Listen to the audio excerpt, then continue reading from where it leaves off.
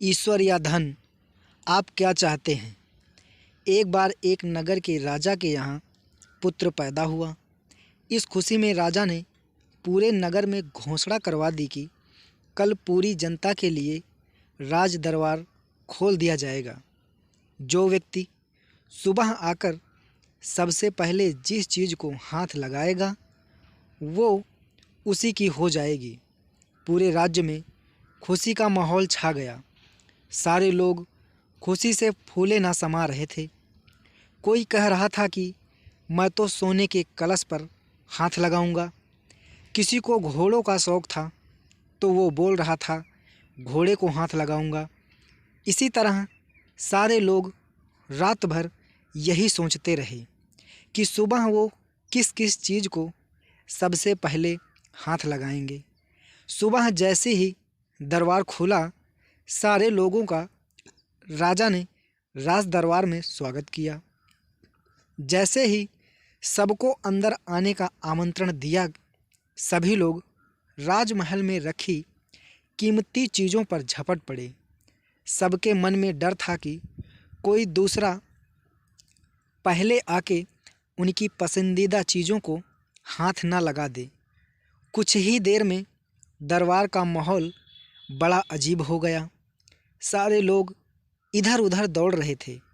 राजा अपने सिंहासन पर बैठे ये सब देख रहा था और राजा को बड़ा ही आनंद आ रहा था। अचानक एक छोटा सा बच्चा भीड़ से निकल कर आया और राजा की ओर आने लगा।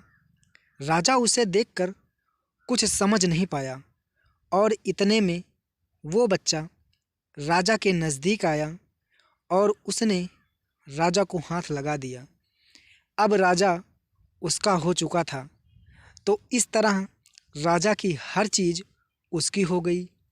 दोस्तों, इसी तरह जैसे राजा ने जनता को मौका दिया, वैसे ही हमारा ईश्वर हमें रोज़ाना मौका देता है कुछ पाने का, लेकिन हम नादान हैं और ईश्वर की बनाई हुई चीज़ों को पाने में अपनी पूरी शक्ति लगा देते हैं। किसी को गाड़ी चाहिए तो किसी को बंगला, किसी को पैसा तो किसी को शान शौकत। रोज़ भगवान से प्रार्थना में भी भगवान की ही चीज़ें मांगते हैं। जो लोग सत्य को जान लेते हैं वो भगवान की चीज़ें नहीं बल्कि भगवान को ही प्राप्त करने की कोशिश करते हैं। भगवान को पा लिया तो उस मालिक की हर चीज़ आपकी ही तो हो जाएगी। तो फिर क्यों मूर्खों की तरह दिन रात उसकी बनाई चीज़ों को पाने में अपना कीमती समय गंवाते हो। उस ईश्वर की स्तुति करो, उसे पाने की कोशिश करो, फिर उसकी हर चीज़ आपकी हो जाएगी। दोस्तों, कहानियाँ हमारे जीवन में बहुत महत्वपूर्ण रोल अदा करती हैं। ये कहानी भी आपको एक अच्छी सीख देगी, ऐसी हमें पूरी उम्मीद है। आप इस कहानी को पढ़कर नीचे कमेंट बॉक्स में अपना एक कमेंट ज़रूर लिखिए। धन्यवाद।